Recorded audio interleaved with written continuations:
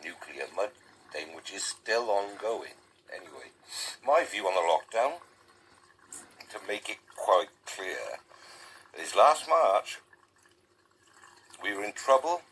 Government's Boris, so we were in trouble, and all people just mingled a bit, not excessively.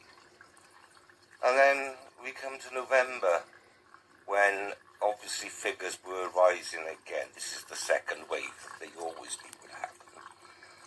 And you'll always get mutations. Things will spread a little bit quicker. But, you know, if you got it, your chances of dying are probably 3 in 100. But there's 3 million people infected, tested and infected in Britain already. So anyway, we get November, and obviously you've got 6-7 months worth of data to analyse from March onwards of how and where and when the virus is most likely to be caught. Now, all that data they had, the Welsh Government then decided, because they thought, let's make a name for ourselves, let's have a lockdown just here in Wales, we'll show them. 17 days starting, I can't even remember. Now, their intentions were good, but their reasons actually were pretty selfish. Now, 17 days. Where on earth they get that figure from? I mean, they've got data coming out their ears. So 17 days. Now, had that 17 days been 37 days, and just another couple, 3 weeks on top, people are already locked down for a bit.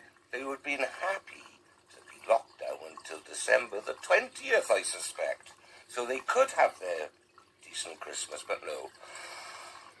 The panic measure, you know, in the space of hours, in one day, a week before Christmas, Drakeford announces to every business that's hoping to make money in the week before Christmas, no, you shut down in 6 hours, no choice.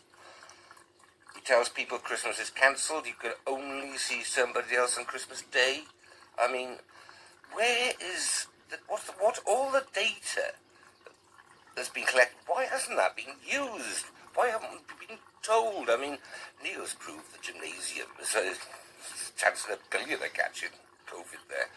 And there's obviously other ways as well, but they are not being looked at. This panic lockdown measure does nobody any good. And what's the future? We do need to find the alternative, which could have been in use now. But panic lockdown, sorry, I suffer it myself for, but I have PTSD, and I spend 23 and a half hours a day on my own